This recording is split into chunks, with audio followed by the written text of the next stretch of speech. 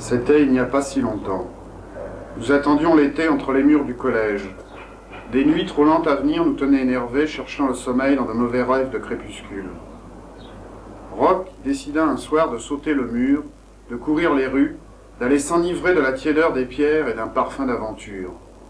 Il quitta le dortoir en chaussettes, gagna le potager derrière la chapelle, escalada la serre, disparut.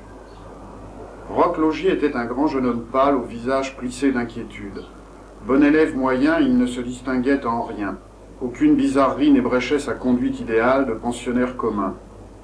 Comme nous tous, il masquait de jovialité une hypocrisie opiniâtre. Nous survivions au fil des saisons.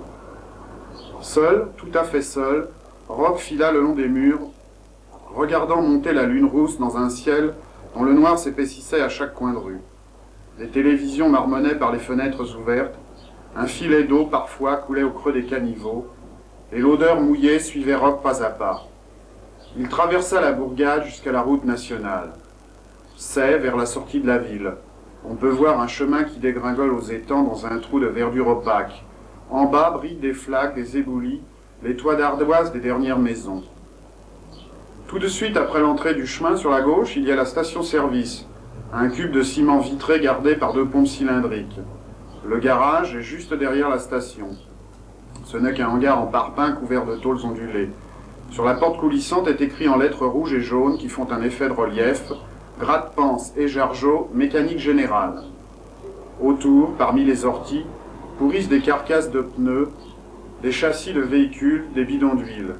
Il arrive que des poules viennent y percher.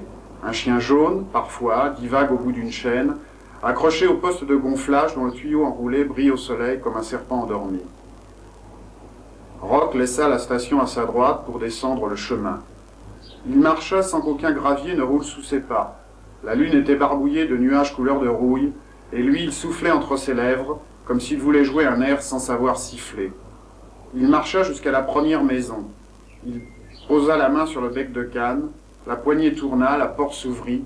Il tressaillit à peine, une bouffée chaude lui caressa le visage, il entra. Une horloge cognait dans le noir, un réfrigérateur grognait. Roch voulut partir, s'enfuir, mais son corps avançait dans l'obscurité. Il tendit les doigts devant lui, chercha à se protéger le visage, sa nuque était raide, il craignait l'attaque d'on ne sait quelle bête de la nuit. Un sang lourd battait à ses tempes, son cœur l'étouffait. Il se jeta dans l'escalier, mais ses jambes ne le trahirent pas. Agiles et lentes, elles gravirent pour lui les marches une à une, transférant lentement le poids du corps d'un pied sur l'autre. En haut, des humains dormaient. On sentait l'odeur de leur sommeil. On devinait leur souffle. Quelqu'un marmonna un rêve. Roch s'avança sur le palier, ouvrant une porte au hasard. Ça sentait la pomme séchée, l'oignon, la poussière de grain. Il referma. Plus loin, un couple de mariés sépia le regardait en souriant dans un rayon de lune. Dans la vitre du cadre, il aperçut le reflet de son visage, que l'ombre effaça au premier pas. Il poussa de la paume une porte